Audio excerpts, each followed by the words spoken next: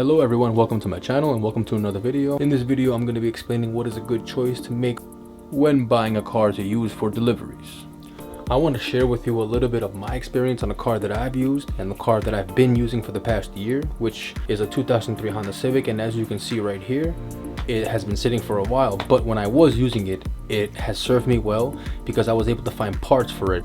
Parts were always readily available whenever I would need them because I would go to the auto parts store and they were always there whenever I would look for them, whether it would be brakes, control arms, alternator, battery, maybe whenever I would need to do a tune-up and I would change the air filter or just a regular oil change. For oil changes I go to Walmart because it's $20 for the oil filter and for the oil, and for 20 bucks that price cannot be beat.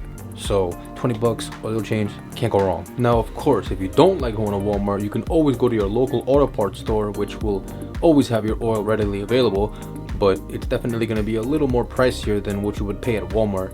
The good thing is they also have other things at their disposal that you could purchase also that could make your visit more worth the while. A huge thing with buying a car and making sure you have the right car, make sure any parts that could go wrong are readily available at your disposal. I can show you a great example if I take it to my computer. So I can show you right here. I already have the 2003 Honda Civic LX put in. If you were to look for any kind of random part, such as a control arm, you can see they always have parts available for these vehicles, shipped to home, or you can even check the nearby store, and for the most part they always have them in stock. And if I'm ever buying anything for my car, I make sure that I get the best part available. So for a control arm, for example, from what I know, in my experience, the Moog is the top choice when it comes to buying any kind of control arm suspension part. So whenever I'm purchasing a control arm, I make sure to go for the Moog because that's the best quality for the money that I'm going to spend. AC Delco is good too, but in this case, since we're spending money at Advanced Auto Parts, it's in the best interest to get Moog because that's the best part that they have available. Another cool thing that I like to use, well, a site that I like to go to, if you go to AutoZone and you put in brake pads, this works. I have the vehicle 2003 Honda Accord put in, but this really works for any vehicle. If you put in brake pads, well, brake gold, I put in brake gold, but it's basically the same idea.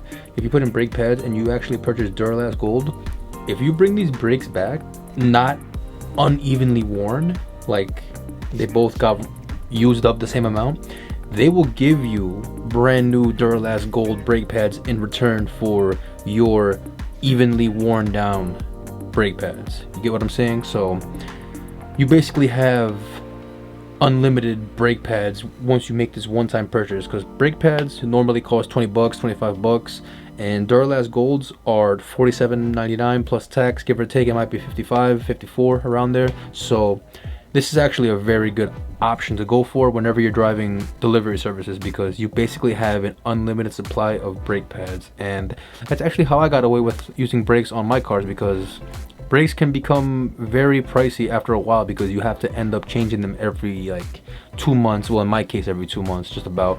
So this is actually a pretty good information for anybody that wants to save some money. Duralast Gold brake pads are great to buy because you can always replace them no matter what, as long as they're worn evenly. And another vehicle that I wanted to talk about was a scooter that I was using a year prior to the year of the car I was just talking about. Scooters are awesome. They are very reliable. The one that I had that was 49 cc's, which was meant for one person, took me everywhere I had to go. I had years of no issues. Insurance was $200 for the year. Gasoline was $3 to fill up. Anytime that the scooter did have an issue, parts were cheap and always readily available from Honda.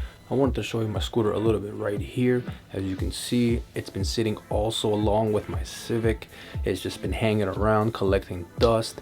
I have not used it in a very long time, but you can definitely see with the miles that I put on this baby that I had a very good time, and I had a blast when I was exploring all around my island and when I first started doing Uber and DoorDash. This was my choice of vehicle, and I must say that if I were to go back and make another choice, I would not second guess or second think going for a scooter, because this was the most fun I ever had and ever probably will have the opportunity of. Because one thing that I will say is, granted, when I got my scooter I had to put down $500. It was a $2,500 finance, and I ended up paying $80 a month along with the $200 a year insurance. So along with the helmet I had to buy. It was a pretty penny at first, but it paid off in the end because the gas that I saved and the insurance money that I saved really made up for anything that I spent in the beginning. So it was a very good investment. Here's a picture of my scooter when it was nice. Look at this thing. Now definitely don't buy that thing expecting any speed, because I was only able to go about 45 miles an hour, and that was only because I put a Polini variator on it with some lower roller weights. So I actually had to go through some steps in order to get my thing to go a little faster, but in the end I did get it to go to 45 miles an hour downhill.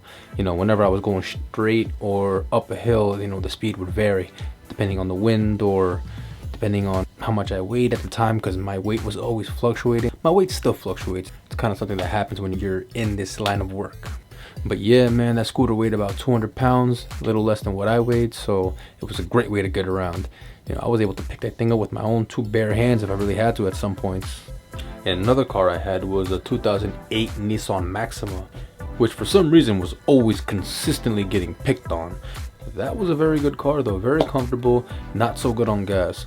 Every day that I would make at least 120 from DoorDash, I would have to spend at least $20 on gas for the car to fill up. So if I made 120, I actually made only 100 because 20 goes to the car and gas. Of course, amongst other maintenance costs. During the time that I had my Maxima, I was going back and forth with my scooter, and the only reason why I would be behind the wheel of my Maxima was for comfortability.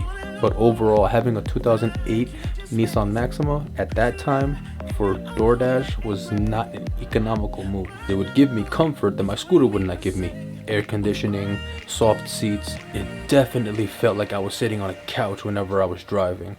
Definitely going into a 2003 Honda Civic from a 2008 Nissan Maxima was a crazy downgrade, but it was an upgrade in gas mileage, just a downgrade in the seat comfortability. I really hope that gave you guys some good insight on what could be the first vehicle you should get for DoorDash, Uber Eats, GrubHub, etc.